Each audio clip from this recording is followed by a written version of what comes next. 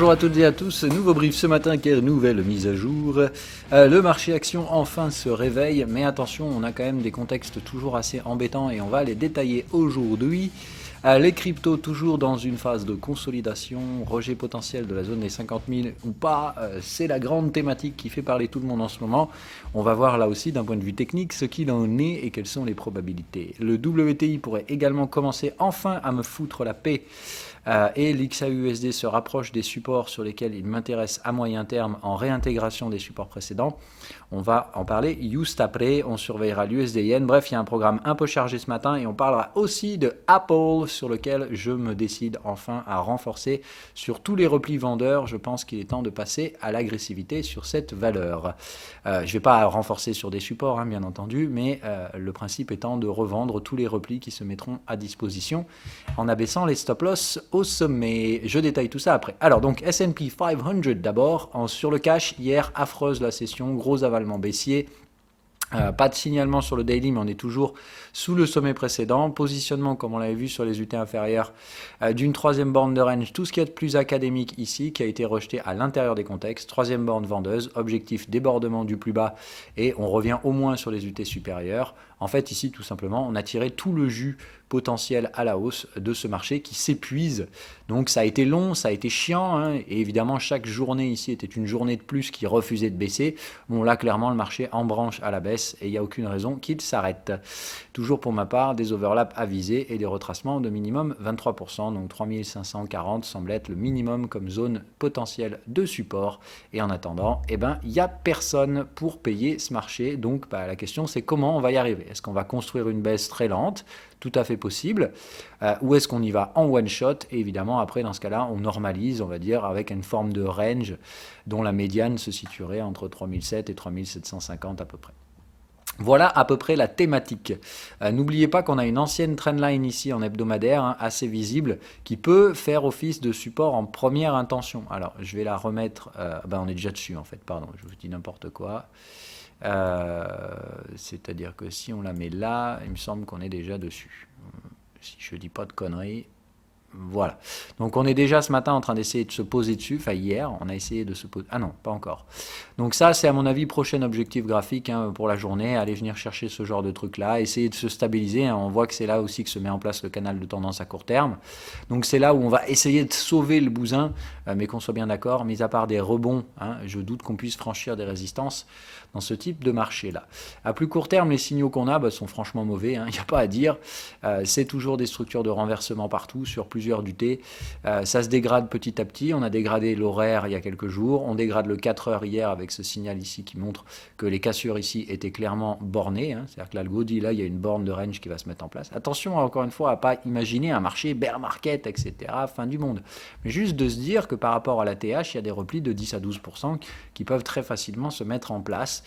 Qu'on risque de basculer un peu sous les moyennes pour venir chercher très probablement des écarts types, voire des prix intéressants à l'achat. Mais ici, il n'y a quasiment aucune probabilité. Si je me mets en mode écart type pour regarder la volatilité estimée potentielle dans ce marché, vous voyez qu'ici déjà, les prochaines bornes de volatilité se trouvent à 3004 et elles vont monter. Donc selon le rythme de cette baisse, comme je vous dis, à mon avis, viser plus que 3005.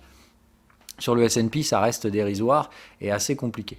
Voilà, donc en termes de volatilité comme en termes de lecture des schémas de structure de prix, donc de la valeur, tout invite à penser que des prix vont baisser parce que la valeur pourrait se dégrader sans que pour autant, évidemment, ça change quoi que ce soit aux dynamiques hebdomadaires qui, elles, restent toujours one-shot, hyper haussières et il n'y a pas de signaux d'alerte. On est sur des patterns de take profit éventuellement à valider ce soir. Donc, take profit, comme d'hab, c'est pas la fin du monde. Ça veut juste dire qu'évidemment, qu'est-ce qu'on fait ? On take ses profits, voilà, et on rachète sur un support. Et puis évidemment, ici, on a une bien meilleure gestion du risque en ayant encaissé des bénéfices pour se remettre éventuellement dans le sens du flux. Voilà un peu la thématique pour ma part. Évidemment, le Nasdaq se prend une grosse douille. Alors lui, c'est pas la même histoire. Là, c'est moche et ça sent clairement. Je vous le dis, j'ai pas peur de le dire. Moi hier, j'ai pris une vente Nasdaq et je la tiens aussi longtemps qu'il le faut, peut-être même 2 à 3 ans, mais je pense que le Nasdaq est sur le point de cracher. Voilà. Oh putain, je l'ai dit, merde, je suis désolé. Donc attention, hein, je pense qu'il y a quand même une probabilité que comme le S&P 500, il remonte un peu pour me faire un dernier overshoot avant de se craquer, et qu'il fasse peut-être une forme de range, parce que attention, on termine la tendance depuis 2000 sur le Nasdaq, hein. Donc c'est 20 ans de tendance haussière à corriger, on peut tout à fait passer 2 à 3 trimestres à osciller là-dedans avant de réellement attaquer des phases baissières. Maintenant, pour ma part, si ça doit craquer en one shot, je ne vais pas m'y opposer. Donc je suis vendeur Nasdaq, je n'ai pas peur de le dire, et je le resterai aussi longtemps que ce marché ne fera pas d'ATH. S'il fait un ATH, je sors et je rentrerai plus tard dans un autre timing. Mais voilà, je tiens des ventes Nasdaq annuelles, donc à garder horizon 2023 pour ma part, tout comme je vais renforcer Apple, etc. etc. Donc maintenant, je suis net vendeur, je suis en levier maximum spéculatif. Attention, hein, ça ne veut pas dire que je suis en train de shorter en faisant dans la maison, ça veut juste dire que j'ai pris un risque maximum de 2,5% sur le capital. C'est-à-dire que si là, ça remonte me chercher les stop-loss, je me prends 2,5% dans la tête. Voilà. Ce qui n'est pas, encore une fois, parier le futur de mon avenir financier. Le VIX, ça rebondit et il y a encore une place stratosphérique, comme je vous l'ai dit. On a joué au con, on a fait un double bottom. Maintenant, on risque de se carabiner jusqu'à 52-53. Donc, je ne serais pas surpris qu'on vienne tester les canaux de tendance hebdomadaires, enfin plutôt les contextes daily, hein, ça parle mieux, je trouve. Voilà. Venir taper ces contextes me semble totalement normal. Peut-être même y installer quelques clôtures. Hein. Je ne parle pas d'y rester 20 jours, mais il est possible qu'on passe quelques jours à essayer de chasser des bottoms. Les taux à 10 ans ont atteint la zone des 1,50. C'était l'objectif maximal. On est sorti du canal par le haut. Hein. Franchement, ça pue la merde. Je ne vais pas vous mentir. On vient chercher justement la zone où les rendements proposés sont supérieurs aux rendements estimés sur les actions. Bref, autrement dit, vous avez d'un côté l'économie réelle qui tombe, d'un côté l'économie obligataire sans risque qui augmente. Donc là, risque d'inflation, enfin prime liée à l'inflation ou juste au contraire hausse des taux, ça reste un débat. Moi pour ma part, je pense toujours que c'est plutôt un signal pas trop négatif, mais c'est surtout qu'ici, on est en train de squeezer tout le bénéfice potentiel des actions. Donc il faut bien comprendre qu'à ce stade-là, il est complètement anormal que les gérants restent surexposés aux actions. Ils vont juste revenir sur de l'obligataire qui propose, on va dire, repondérer les portefeuilles, prendre des profits sur les actions, gérer le risque en allant sur des profils un petit peu moins risqués pour limiter la volatilité potentielle sur les comptes des traders. C'est aussi simple que ça, hein, enfin sur le compte des clients. Donc il n'y a pas besoin d'outre réfléchir au-delà de tout ça, c'est pas la fin du monde du tout, mais comme on l'avait dit, probablement un range à terme à installer entre les 1,50 et les 1. Dieu sait quelle structure ce range va prendre, mais comme ici on sort de canaux ascendant par le haut, ça me fait penser un peu au WTI, hein, c'est-à-dire que tout s'emballe à la hausse, mais il y en a forcément un qui ment. Donc moi je pense que tout est parti pour se retourner, que ce soit les actions, les taux et le WTI. Maintenant, encore une fois, moi je suis positionné sur plusieurs secteurs avec un biais directionnel et on va voir évidemment si j'ai eu tort ou raison. Mais pour l'instant, tout tend à prouver que j'avais raison. Donc, je reste et je renforce les positions. J'encaisse par contre les positions sur mon ZB1. Terminé. Lui, plus rien du tout. Hein, il m'en restait un tout petit peu des reliquats. Donc, terminé. Plus de positions sur les taux. Les objectifs sont atteints. Donc, maintenant, fini sur les futurs. C'est pas sur ce produit-là que je me suis mis, hein, mais un équivalent. Voilà le principe. Le WTI, voilà, pour ma part, il commence à me péter les couilles, mais je pense que ça va finir par passer aujourd'hui. On va vérifier. Hein. Donc j'aimerais bien aujourd'hui qu'on ait un signal vendeur, réaction sur le haut de ma zone, et dans ce cas-là, je garde ce trade jusqu'à l'horizon graphique de ma zone d'achat cette année, c'est-à-dire revenir visiter au moins, la vente, je la prends jusqu'à l'ancienne résistance, donc on va dire 44-45, et ensuite j'attendrai ou je réajusterai la zone d'achat en cours de route. Dans tous les cas, j'achète sous la médiane de ce canal, donc tout dépend de la structure de baisse. Il y a évidemment beaucoup de gens comme moi qui sont coincés sur ce prix-là, donc il est fort probable qu'on ait le travail de cette zone, voire des rebonds avant d'envisager pouvoir glisser dessous. Hein, voilà. Donc je m'attends clairement à ce que le marché se dégrade, mais trouve des acheteurs sur le canal de tendance. Donc moi, pour ma part, je ne prends pas de vente sur ce sommet puisque j'ai toujours mes ventes ici et que je suis bloqué par cette lessiveuse. Par contre, en cas de rebond derrière et de réintégration de la trendline, ici sur un schéma type troisième borne de range, je serai prêt éventuellement à remettre un petit peu de risque dans ce marché. Pour l'instant, je le laisse se dégrader. J'espère qu'il reviendra au moins chercher mes prix d'entrée pour que je puisse derrière, à terme, hein, donc plutôt plus tard dans l'année, espérer tirer le gain que j'ai escompté. Voilà. Le gold, là, on tente la cassure du support ce matin. Beaucoup d'autres supports se trouvent dessous. Hein. Mais terminer le mois ici en négatif m'invite à penser que de nouveaux petits excès baissiers sont à venir. Donc toujours pour moi des schémas baissiers partout, que ce soit gold. On a tiré quand même assez fort un peu sur tous les thèmes, sur toutes les thématiques. Et j'ai vraiment l'impression qu'ici, tout simplement, on a étendu le range et qu'on va se faire un range comme ça, dans ce type de canal, soutenu par la moyenne. Donc pour moi, la zone des 1738% Fibo, c'est la prochaine zone dans laquelle je testerai de nouveau des stratégies en pullback sur le gold, puisque je pense toujours qu'on n'est pas du tout à l'aube de la crise, que tout le monde voit venir immédiatement le krach boursier, mais plutôt de l'avoir dans 3-4 ans, ce qui veut dire qu'on a encore de la hausse à tirer sur les métaux précieux et les actifs refuges. Ce qui m'invite à vous amener tout de suite sur l'USD-Yen, où là pareil, sous résistance, ça faisait un bon moment que je l'attendais, je cherche des signaux 4 heures avec les expérimentés, et on va essayer de dégommer ce petit bonhomme à la vente dès le mois prochain. Donc pour l'instant, pas encore de signaux, donc il est possible ici qu'on ait des petits excès, qu'on vienne taper la moyenne, mais on surveille clairement très activement tout ça chez les expérimentés pour reprendre des positions vendeuses yen en suivi des birets annuels, donc des petits renforts, suite aux positions toujours en cours de 2020.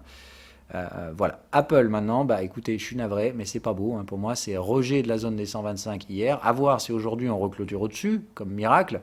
Mais moi, vous savez que c'est toujours le positionnement des traders sur les troisième bornes de range qui me disent ce que le marché fait, et pas mon petit doigt mouillé qui me dit « je pense que ça monte ou je baisse ». Voilà. Bon, ici, on a positionné une troisième, on l'a cassé, on n'a pas essayé à étendre au-delà d'un ratio 1 pour 1. Ça, pour moi, c'est une stratégie en reverse. Ça veut dire que les opérateurs prennent les profits.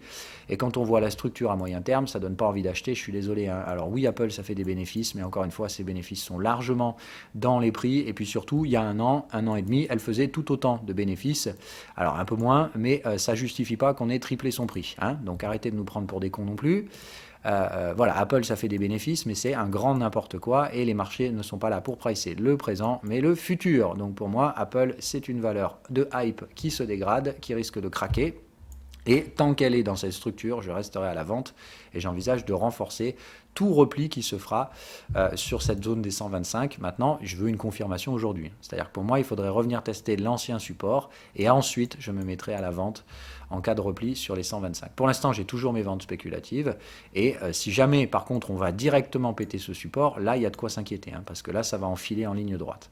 Donc attention, pour moi, il y a un trou béant de liquidité sur les grosses valos type Apple, Amazon, tout ça. Tout le monde est en train d'être hyper mal orienté hier et qu'est-ce que je vois? Des gens qui se mettent à acheter le marché. Bon.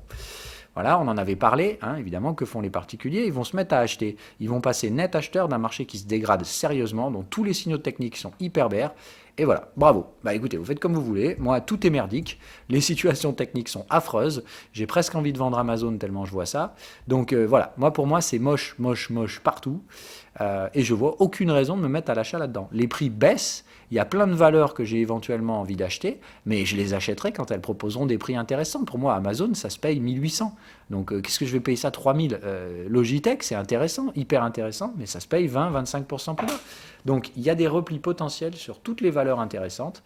Et comment voulez-vous que des opérateurs qui ont un rendement obligataire aujourd'hui à 1,50 sur 10 ans garanti, s'amusent à aller faire joujou sur des actions qui sont survalorisées avec des PER historiques, c'est-à-dire on est sur des PER de type bulle spéculative alors qu'on vient juste de connaître une crise. C'est quand même incroyable. Voilà.